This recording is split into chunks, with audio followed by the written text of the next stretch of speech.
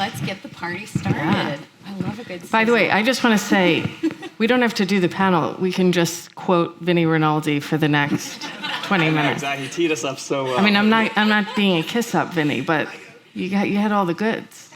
There's a sizzle being made right now with the highlights from that last panel. So I'm so excited to be here with all of you today to have this important conversation and really convening the leading minds in CTV who are building the future of TV as we speak. And because of that, I'm especially honored to have Lisa Valentino from Disney, Tim Sims, my colleague from the trade desk here.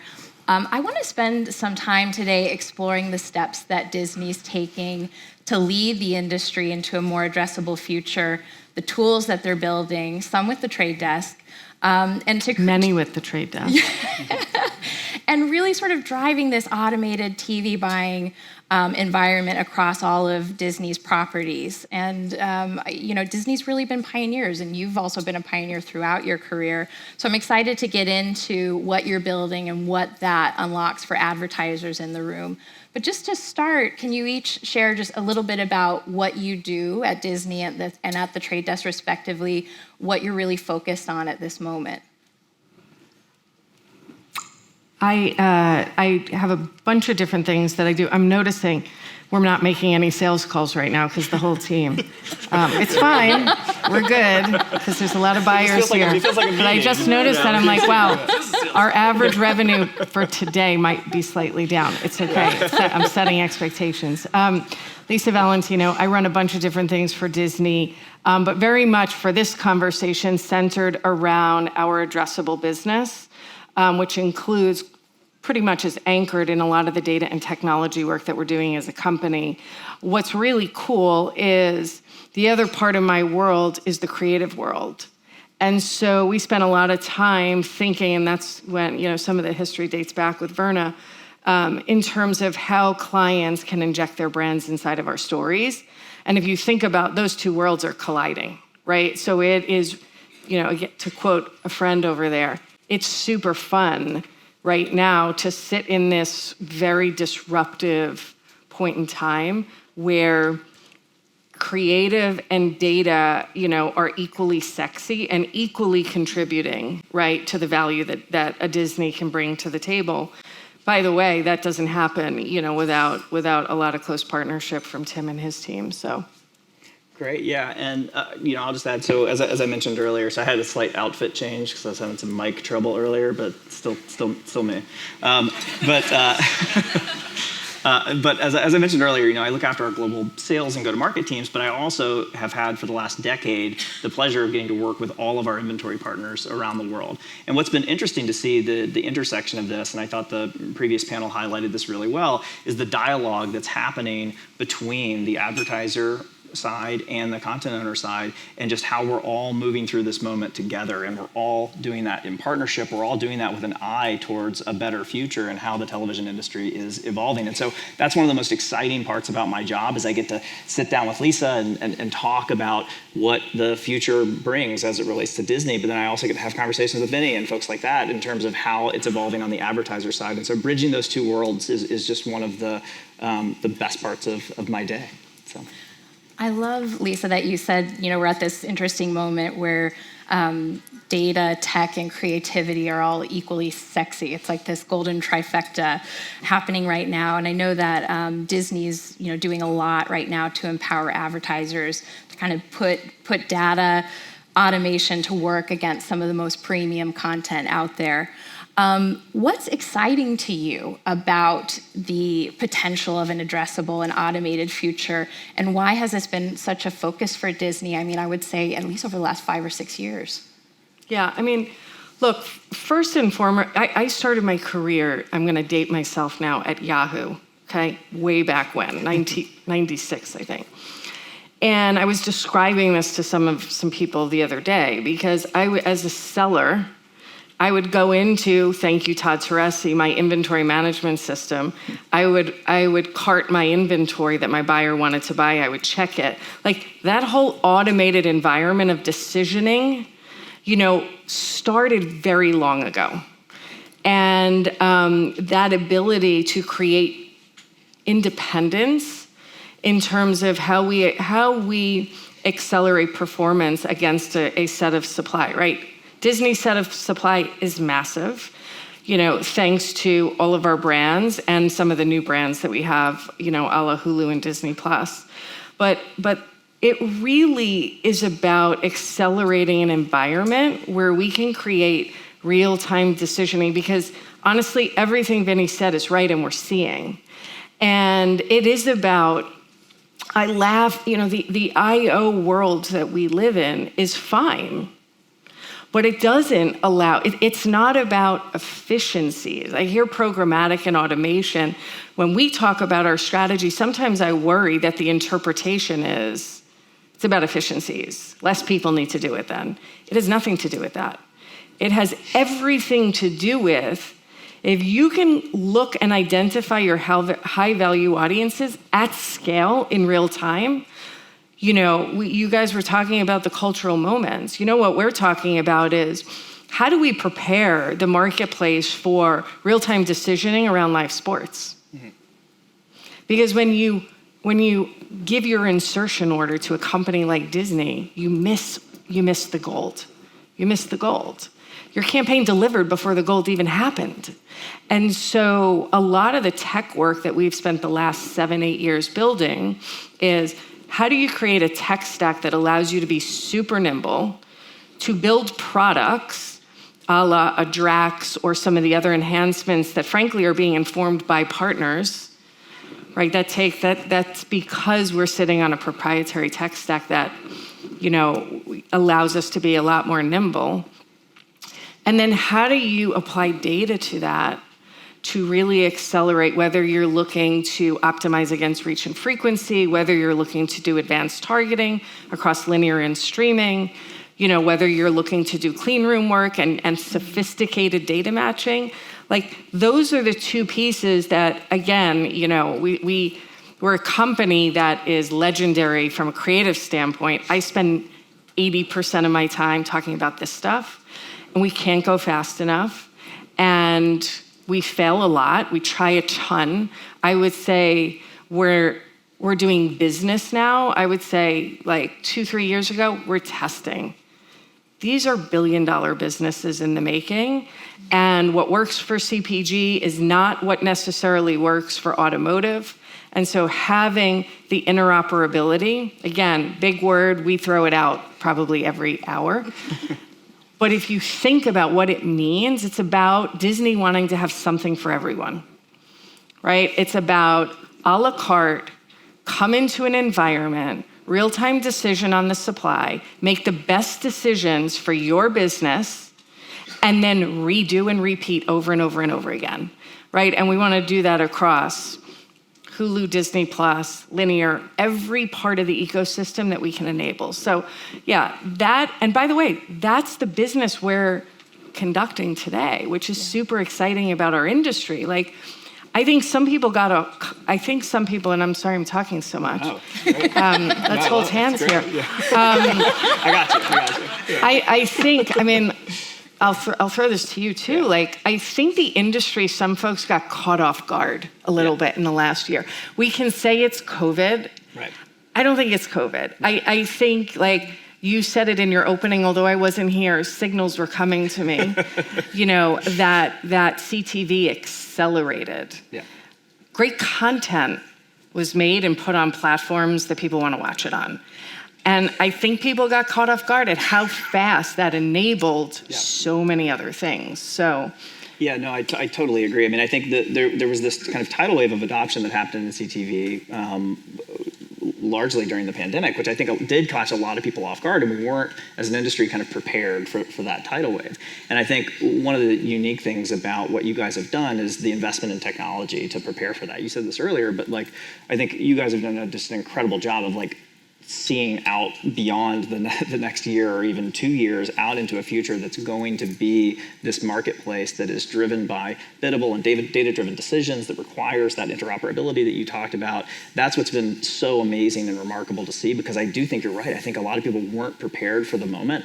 And I did say this earlier when you weren't here earlier, but I'll say it again. But I said that, like, we're all in this room just trying to keep up, right? Everyone's trying to catch up to the consumer, because the consumer said, hey, I'm going to go watch television this way now, and we're all trying to keep up with the consumer. And I think that's a great place to be, because if you're investing in technology and investing in what the future is going to be, we're eventually going to catch up, and we'll have together built this marketplace that's going to be robust for what is the best content in the world. Like, the ability, like, it just blows my mind every time when I actually take a step back to think about this, that the fact as an advertiser that you can use your first party data that Vinny was talking about, and that you have an addressable universe across the entire Disney portfolio, and I can point all of that hard work that I've been doing as a marketer to understand my audience, and now I can point that across the entire Disney portfolio as in an addressable way. That's the holy grail. That's what we've all been after. And I think you guys have built such an incredible tech stack that is ready for that moment. It's just been incredible. Although, so the little secret is 3 years ago, and I think Jeff is here, we sat in a corner in a hotel lobby, and we sort of painted a picture. Maybe it was longer than 3 years ago.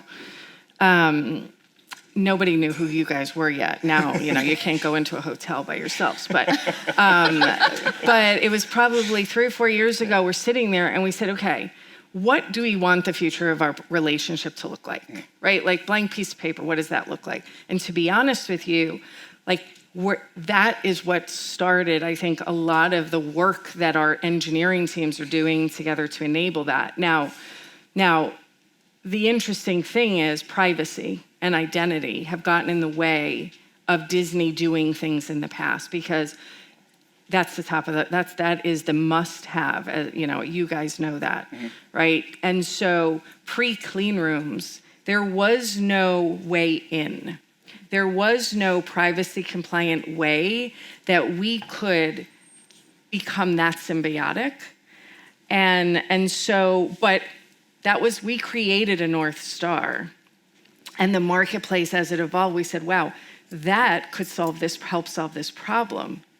And so we got very aggressive with that, with sort of data warehousing, because it solved a huge challenge for us. And you guys are hearing about that now. I mean, a lot of the work that we're doing, it doesn't stop with the trade desk, but I do think that our partnership around UID2 and the Disney audience graph and how that's happening through clean rooms, how we built the pipe to now, buy through, programmatic channels and activate all of that.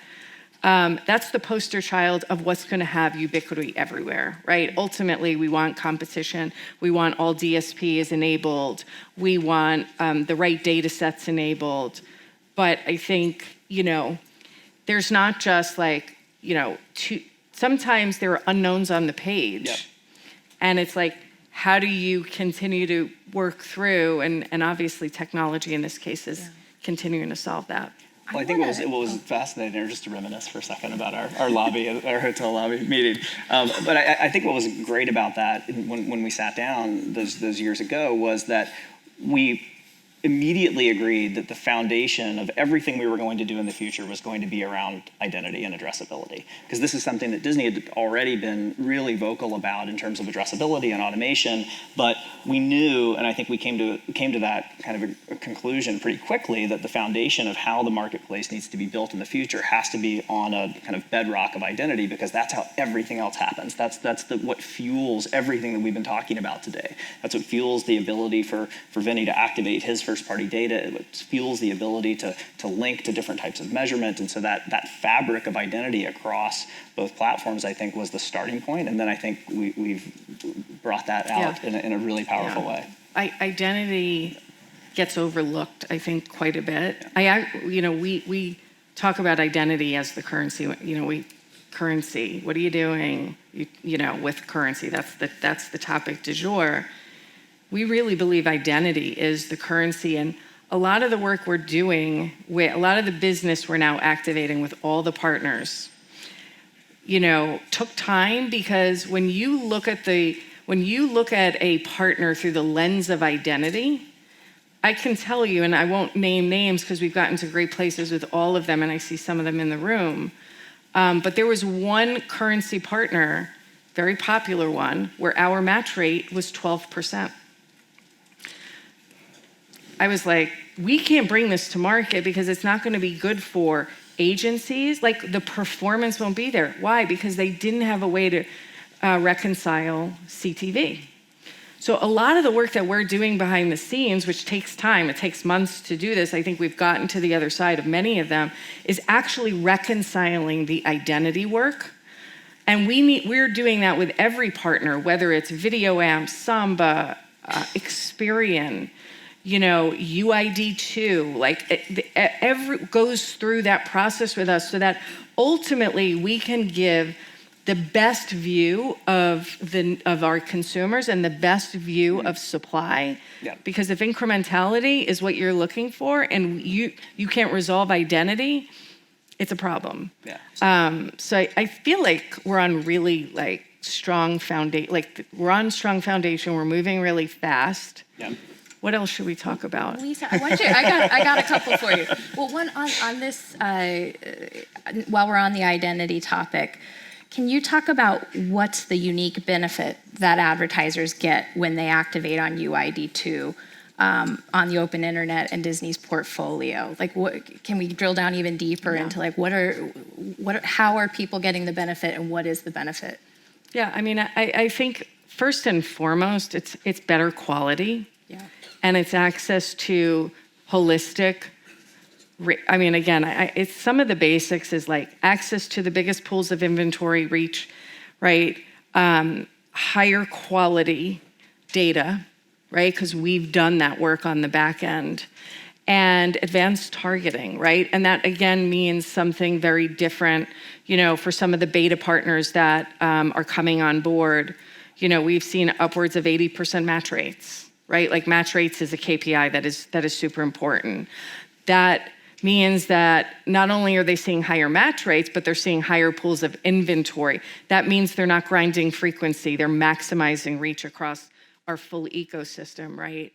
And they can find their audiences, right? And the other thing I think it does is, in general, it diversifies our client base, right? I think that we spend a lot of time talking about how do we optimize the partnership? I mean, we literally just got out the door with with this partnership, and more and more clients are starting to come on board. But we're also looking at, where are the pockets of new business for us, right? Because what all of this technology does is it creates ubiquity.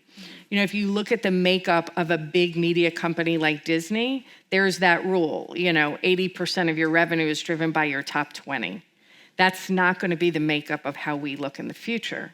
When you think about, right, local automation, you're going to see a significant portion of our local business this year move into either a managed service, self-service, or programmatic. That's the next business, not one of my predicaments, but that's moving at scale. It's crazy to see the makeup of those types of clients still do business through paper when there's so much incremental benefit. So there's an education, and it's a process, but you're going to see that happen. You're also going to see more, I think, data sets allow for more sophisticated opportunities. So whether it's retail media, we're doing a lot of testing with those data sets. The results go through the roof. Mm-hmm. They go through the roof when you can do a data match on a retail media network data set and apply it to the scale of Disney. It's coming. We're seeing very early learnings, and we're seeing record ROAS for CTV. So there's a lot of encouraging signals from a performance perspective about the validity of the technology we're building, the partnerships we're building. Tim, I want to throw this to you in terms of this omni-channel environment. Mm-hmm. And Lisa mentioned interoperability earlier. It's become this buzzword, but can you explain why advertisers should care about interoperability and how it can unlock better storytelling? Yeah, I mean, I think, or I'll just build on what Lisa was saying, which is that, and I also would just underline the 80% match rate thing that you mentioned. Like, that's what creates this entire ecosystem, or makes it possible. Everything that Lisa just described is what is made possible through those high degree of match rates. That's how you get the ROAS, that's how you get all of the performance, because when you have kind of the overlap that you see there, it just opens up a massive opportunity for any marketer. When I can do a better job of finding my audience in that environment, I am naturally going to perform better regardless of what my KPI is. And we've seen that in some of the beta testers in the program right now. So how that plays into interoperability and omnichannel is that CTV plays this incredible role in that you've got the best environment to create a moment with a consumer about whatever your product may be. So you've got this incredible environment next to premium content. But then downstream from that, a lot of stuff happens on the internet. And so that interoperability allows us to understand all of those touch points, all of the way down to a purchase in store, a purchase online, whatever it is, and then tie that back and say, gosh, that ad on Hulu did drive sales downstream somewhere else. And that linkage is only possible through these interoperable relationships that we're all creating in the ecosystem. But in the end, it creates an environment where we can say the thing that I said a second ago, which is, gosh, that ad on Hulu drove that sale, but it also creates just visibility throughout the entire purchase funnel for the advertiser so they can understand what matters most in terms of their media investment. And I think that's something that Vinny touched on earlier as it relates to MMM, right? Like, what's actually working? What's actually driving sales? The way that you can do that is through interoperable environments like we've done with Disney, and then throughout the entire ecosystem being able to tie that back to that ad that was served on Hulu. I mean, we just created an enhancement to our relationship last week around programmatic attribution. So, I think that speaks exactly to what your point is, Tim, that to really be able to participate in this environment, right, you need to be able to draw that conclusion. Yep. And historically, I guess, Disney was not a part of that loop. And so what was the data that came back? NA, not available. And, and so we were like, we got to fix this. We got to figure this out. And so that is a legal conversation, a business conversation, a technology upgrade, and we're done. And by the way, we did that in 2.5 weeks. Right. And now programmatic attribution is enabled, right, on Disney, right? And I'm really proud of that for a few reasons. One, nothing gets done in 2 weeks at Disney.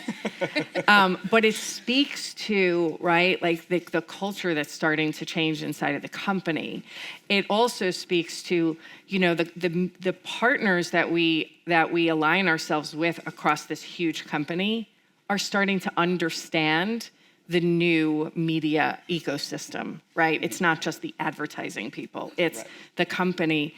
And, I think a lot will come from that, right? Absolutely. I mean, it enables everything that you mentioned earlier. Now, if we didn't own our own tech stack, it wouldn't have taken 2 weeks because we would have gotten a hard no from that. Well, exactly. Well, benefit number 20 for owning your own tech stack. Yeah. That's great. Lisa, I love that you're talking about the iteration within partnerships as well. For the advertisers and agency leaders in the room that want to take advantage of the insights you're talking about coming from these partnerships, but they maybe haven't dug in yet, where should they start? Yeah, I would say, so based on the size and scope of the business, I would say a lot of people are in. It's exciting to see the number of clients and the number of agencies activating. Our biddable business is up 150%, and it's a pretty decent sized business, so it's not like off a, teeny tiny base. That is the opportunity. I think Vinny hit that. And I was surprised why we wouldn't let that count. We absolutely will, I think every agency, when they talk about fluidity, that's what they mean, is the fluidity to do business the way I need to do business. So I really would think about dynamic decisioning as the anchor. Right now, the anchor is still a direct PG environment. We have looked at how can we make that, all the intermediary steps less taxing, right? So we are being proactive on that front. But I would say, let us come. I mean, I actually think our programmatic sales team is more of a consultancy than a sales team. We spend a lot of time consulting on the how. So if that, and it's interesting, like we did a deal in the clean rooms with a company called Habu, which is an overlay that allows clients to more easily navigate. Because one of the things we heard when we were doing all this educating was, this is so complicated. I can't even think about, how this is going to work. And so how we can broker other tools and solutioning to accelerate this business, like we're all in on that. So, we welcome the feedback. And I would say as we march into the upfront, this is the partnership. This is the value exchange that we want to be talking about as we think about strategic partnership. Tim, I want to ask you a macro question, Yeah. and then I'm going to get out the crystal ball. Get ready. But so Barnes got a 4 o'clock. this is a timely one with everything that's going on with Google and the DOJ suit. I think that there's more focus than ever on not only how they're operating, but just on this dynamic between the walled gardens and the open internet. And at the same time, you're seeing, sort of this acceleration of open internet CTV at scale. I'm just curious, in your role at TTD, to what extent are you seeing a shift in advertiser preference towards the open internet, towards premium content through CTV?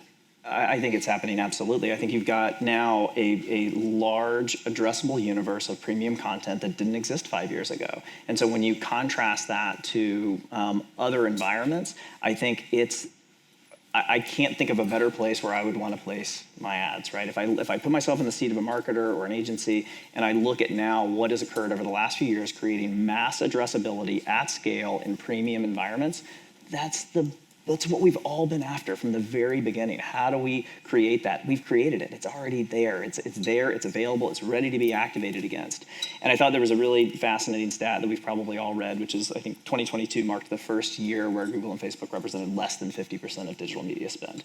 And I think it's interesting to see that trend because if you look at what's winning in digital, it's CTV, it's data-driven decisioning. And as we move into these premium environments and we're able to activate data, and just back to what I was saying earlier, like if I can activate data at scale across the Disney portfolio, that's incredible. That's literally what we've all been aiming for years, and it's possible now. So I'm just really optimistic that kind of shift that's happening. I love what you said, by the way, about anchoring on the biddable as well, right? Like that's where all of that happens. All right, so let me just call me crazy here, but I was thinking about this on the train ride in this morning. So, because we're doing a lot of diagnostic on the playing field, right? The competitive landscape is growing, and it's unrecognizable every 3 months. Yeah.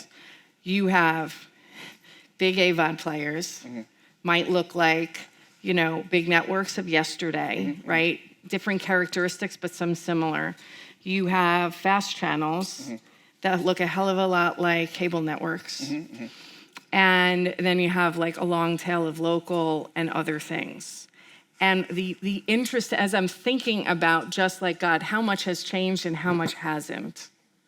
But what has changed is your ability to optimize across, what technology didn't have for us 10 years ago, 20, and we're not that old, 10 years ago, 20 years ago, 30 years ago, was the ability to efficiently cume, reach, and frequency across, right? And what we have today is the ability to use non-demo, first-party, rich data, right, to really activate high-value audiences and really manage reach and frequency across that entire ecosystem that maybe looked a little bit like the past, but looks very, much like, still rooted in great content. So I think that is super exciting because it means everybody can participate. Yep. There doesn't have to be 3 winners, right? Everybody can win, and you win on the morals of, data integrity, right? Your tech stack and your creative stack, right? And that's kind of the new playing field, and everyone, sort of get at it. Amen. right? I totally agree. Yeah, I completely agree. We're just Light bulb went off this morning. Nothing to add. Perfect. I want to give you each a short final word, and I will tee up your predictions by going to the archives. Lisa, in 2010, you stood on the stage at IAB. Ooh. You did. Really? I've done my research, and you No sort photos, of rang you rang the bell. You sort of rang the alarm about buyers, like screen agnostic buyers, and you said it's not about TV. It's not even about digital video. It's about video. And you said it was happening slowly, but here we are. So I'm a believer in your predictions. A year from today, when we're on this stage, what is going to be on our mind? What will we have learned? I think the same things will be on our mind, actually. I hope we're in a better economic state because it's really hard. And I think when we all, like, we're here today, but we all spend time with our clients in their offices feeling the pains. We're a client as well. So, like, I want to will the universe that, because when imagine what we've done in the last 2 to 3 years when things were against odds, right? You know, you could throw anything, the pandemic to sort of today's economic climate. Imagine when those are behind us. Like, just the amount more of innovation that's going to happen, the speed, the collaboration. Like, we're probably not going to sleep, but That's good. it's exciting. That's exciting, exactly. Yeah, I mean, I'll just add one thing, which is that I do think we'll, a year from now, be talking about a lot of the same stuff in television, because we're undergoing a multi-year transition that's happening in TV. I do think we'll start to anchor more on biddable. It'll be a conversation about value versus price that Vinny pointed out, and all of that is possible because of all the work that we've all done together over the last couple of years to build the foundation to make all of that come true, starting now. And so I think we'll be a little bit further down the freeway, as I mentioned earlier, because there are a lot of on-ramps into this new world, and I think many of us, if not most of us in this room, will have merged onto the freeway, anchoring on places where I can activate data and create an environment where I can decide. As Vinny was talking about, I want to serve this ad across the Disney portfolio, and then I can then see what happened, whether or not that drove a sale. And so I think we'll have moved further down the freeway, especially in the biddable environments, and start to anchor there as the path forward. Awesome. Tim, Lisa, thank you so much. I Thank appreciate you. your insights and Appreciate your it. time. Yeah.